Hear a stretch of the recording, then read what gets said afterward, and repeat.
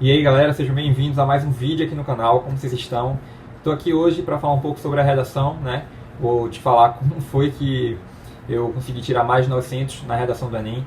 Como vocês sabem, né, pelo menos alguns de vocês já sabem, que eu nunca fui bom em redação, sempre tive muita dificuldade, principalmente na época da escola, que eu só tirava 500, 600, e agora eu passei a tirar mais de 900, né, 4 vezes seguidas, já tirei 920, 940, graças a Deus, e agora, de todas essas, né, na verdade, a minha maior foi 980. Então eu vou ler junto com vocês o espelho da minha redação, né, que eu tirei 980, e também vou dar essas dicas, né, vou contar um pouco da minha história e tudo também que eu fiz para melhorar, para aprender e ter bons resultados em redação, para não ter mais dificuldade nenhuma. E que com certeza vai dar tudo certo para você também não ter nenhuma dificuldade e para você tirar mais de 900 também na redação. Então fica aqui comigo nesse vídeo que eu tenho certeza que você vai gostar bastante e que vai ser muito legal, muito útil para você. Mas antes de a gente começar o vídeo, como eu sempre digo, por favor, não deixe de se inscrever no canal, curte, comenta, compartilhe o vídeo com os amigos, isso me ajuda bastante. E tá saindo vídeo novo todo dia aqui no canal, às 19 horas. Let's bora! Primeiro, como eu falei, vou soltar aqui o espelho, né, pra gente ler junto a redação que eu tirei em 980. E depois disso, eu vou falar, né, eu vou dar algumas dicas e vou explicar mesmo como foi todo esse meu processo para atingir essa nota. Vou aproveitar e já vou colocar aqui na tela para vocês o espelho da redação. No livro Utopia, o escritor Thomas More idealiza um ambiente perfeito, no qual a consciência coletiva e a eficiência do Estado são ferramentas cruciais para o avanço da nação. Fora da obra, é fato que a estigmatização relacionada às doenças cognitivas impede a concretização dos planos de More, já que representa um desafio para uma sociedade alienada e passiva como a brasileira. Nesse sentido, em virtude da parcimônia estatal, bem como da presença de uma lamentável bolha sociocultural, a intolerância e o desenvolvimento comportamental de traços insignificantes são agravados, potencializados pela atemporalidade. Então essa foi a minha introdução, né? E aqui a gente pode perceber que foram 1, 2, 3, 4, 5, 6. Eu deixei 6 linhas para a introdução, né? Em primeiro lugar, introduzindo agora, iniciando na verdade o D1. Em primeiro lugar, é válido reconhecer o descaso às pessoas que apresentam um transtorno mental, seja ansiedade, depressão ou distúrbios de bipolaridade. Isso, infelizmente, é uma consequência direta da forma que o assunto é abordado, visto que não há efetividade por parte do poder público em ressaltar a relevância de amparar esse grupo e validar essas doenças como um problema de saúde pública.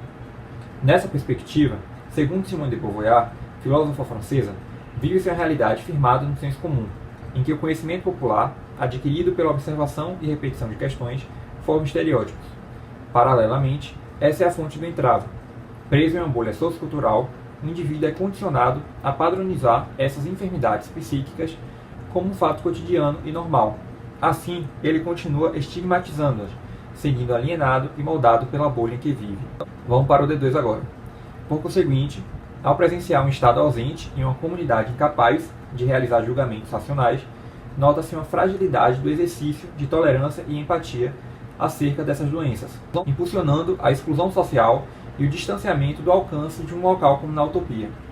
Sob essa ótica, a atitude blasé, termo proposto pelo sociólogo alemão George Simmel, no exemplar The Metropolis in Mental Life, torna-se um elemento que intensifica esse estigma associado aos transtornos mentais, porque ele ocorre quando o sujeito passa a agir com indiferença em meio a situações que ele deveria dar atenção. É por essa razão, além da persistência desse determinismo, que o cidadão tende a adotar essa atitude frente ao preconceito existente, e há dificuldade em legitimar essa problemática, mantendo um caráter passivo e apático. E por último, a conclusão. Portanto, fica evidente a necessidade de atenuar o quadro atual, a fim da conscientização populacional e da redução dos estigmas relacionados aos transtornos psíquicos. O Ministério da Saúde, órgão responsável pela manutenção da saúde pública, precisa não só advertir o corpo social sobre essa realidade, mas também promover o combate a essas doenças. Dessarte, essas medidas devem ser realizadas tanto por meio de propagandas nas plataformas digitais, exibindo dados estatísticos em relação ao crescimento desses problemas mentais, quanto pela difusão de centros de atendimento, através de subsídios estatais, que proporcionem ajuda e disponibilize profissionais. Somente assim será possível estourar a bolha e, felizmente, construir um ambiente perfeito baseado na utopia de More. Então essa foi a minha redação, né? Nota 980. Foi a maior nota que eu tirei até então no Enem. E como vocês podem perceber, né, tem alguns detalhes, alguns pontos chaves aqui na minha redação mesmo, que eu acredito que contribuíram com isso, né, com essa nota.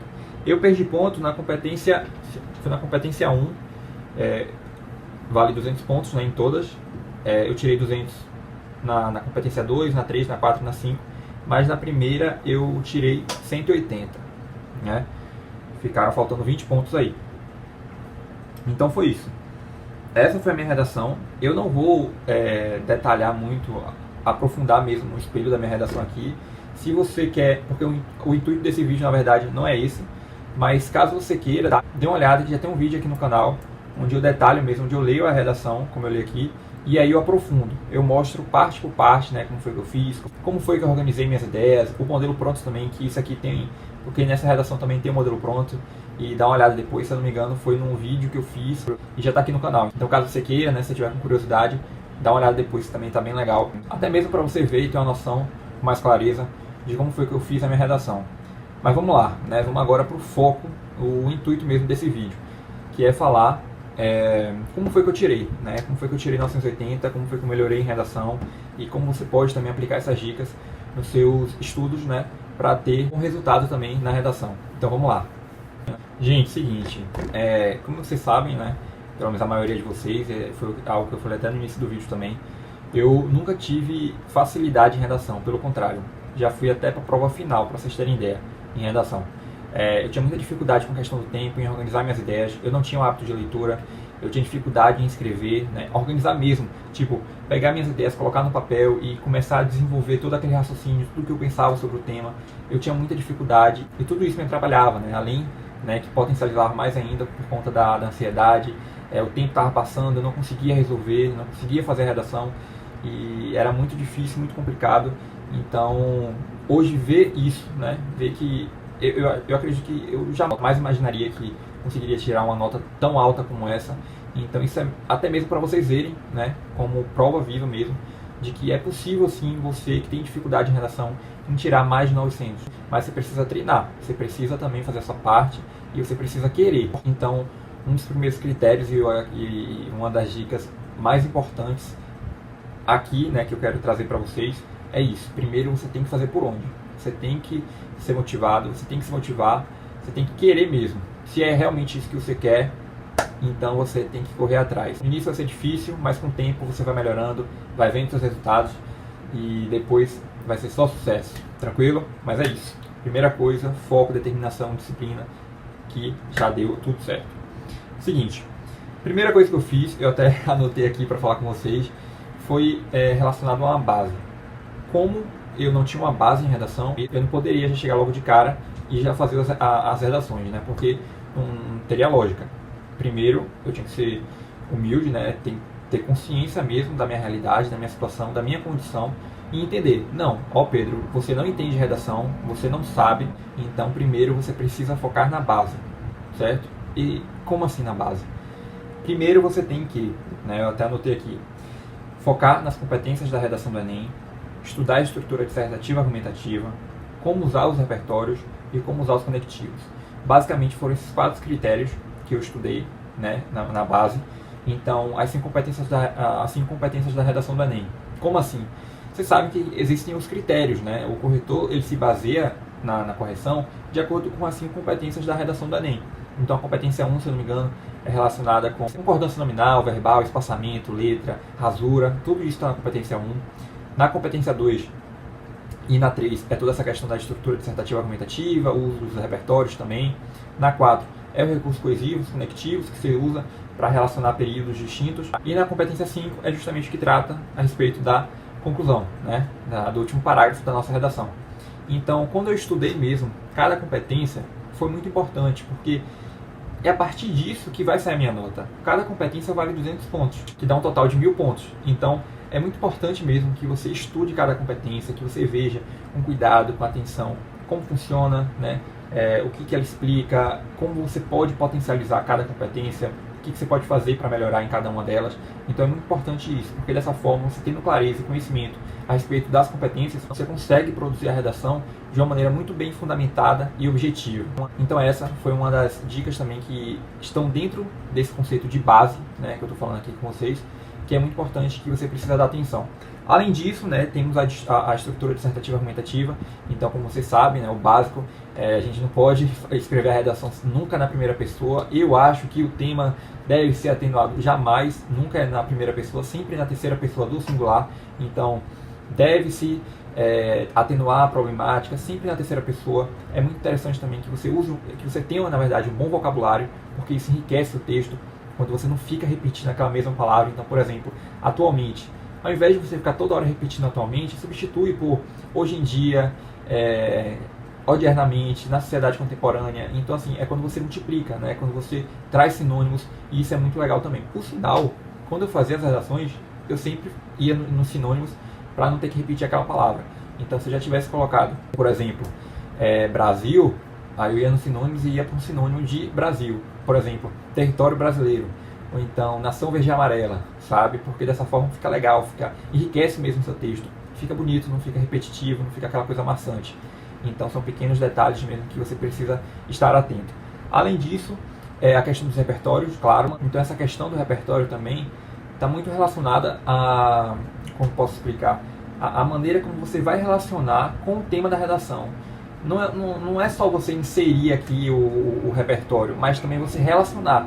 Você mostrar essa relação do tema com o repertório. Isso também é muito observado e o corretor percebe isso. Quando você relaciona da maneira correta, quando ele está inserido de maneira intencional, quando ele não está solto no texto. Então isso também é muito interessante e que você precisa estudar. E que está na base, né? Como eu falei, dentro dessa ideia de base. E por último, a última ideia de base, como eu estava falando com vocês, são os conectivos. Que é justamente essa questão mesmo de você relacionar períodos distintos. Então, às vezes, quando você começa um parágrafo, o ideal é que você coloque um conectivo, sabe? De início, ou então, sendo assim, na conclusão, quando você vai concluir uma ideia. É muito interessante que você tenha esses recursos coesivos, para que o texto não fique quebrado ali toda hora, sabe? Você quebrando ele. Então, quando você coloca um conectivo, períodos distintos, em ideias diferentes que você inseriu no seu texto, fica muito bonito, fica muito coerente no seu texto. Eu acredito que essa é a palavra, coerência. Fica coerente. Não fica aquela coisa ali única, sabe? Uma coisa ligando a outra, que vai ligando até o final. Então esses são alguns tópicos, digamos assim, que estão dentro do conceito base, que foi o que eu estudei. Eu primeiro foquei na base, para depois ir para a parte mais avançada. Tá. Bom, Pedro, então como é que funciona a parte avançada? É a partir de agora que você vai fazer redação. Então eu comecei fazendo uma redação, depois 2, 3, 4, 5, fui aumentando a frequência, né, e a quantidade de redações. Por que isso? Porque quanto mais você treina, quanto mais você pratica, mais experiente você fica. Isso é com tudo na vida, não só com redação. Então eu me lembro que a minha primeira redação, eu tinha como vocês sabem, né, eu estudei em casa, eu estudei sozinho aqui pelo YouTube de graça, mas a única coisa que eu paguei realmente foi uma professora, que na verdade foi uma professora assim que eu só mandava a redação e ela corrigia. Eu pagava para receber a correção da minha redação, mas eu não tinha aula com ela, não me dava aula, não me instruía nem nada. Minha aula era aqui no YouTube, sempre foi no YouTube, na verdade. O meu cursinho foi o YouTube. Mas a única coisa que eu pagava assim, só as redações. Tipo, ela cobrava um preço pelas redações, né, pela correção, e aí eu mandava mensalmente. Tipo, nesse mês aqui eu quero mandar 7 redações. Então ela mandava o preço, eu mandava, né, o valor, eu pagava ela, e aí eu tinha esse crédito, esse bônus de 7 redações no mês. E aí eu poderia mandar as 7 em uma semana, ou então eu dividia, né, em 4 semanas, que normalmente é a quantidade de semanas que tem um mês. Então foi basicamente isso que eu fiz em redação. O resto foi tudo aqui pelo YouTube mesmo. A questão da base também eu estudei pelo YouTube, né, a parte teórica. Então eu só fui mesmo pagar para ela e, enfim, vocês entenderam, né? Foi nessa última etapa, que foi a etapa mais avançada. Por que isso? Porque eu precisava de alguém, um profissional que pudesse corrigir as minhas redações, né? Eu acredito que também não adianta nada você fazer a redação e não ter ninguém para poder corrigir para apontar seus erros e te mostrar como é que você pode melhorar. Então foi exatamente isso que eu fiz. Eu comecei, né, eu já tinha um conhecimento, já estava com a base bem melhor comparado a um tempinho atrás. Se eu não me engano, a base não demorou muito não para eu fortalecer, foi em torno de uns 2 meses mais ou menos, menos que 2 meses na verdade. E aí foi isso.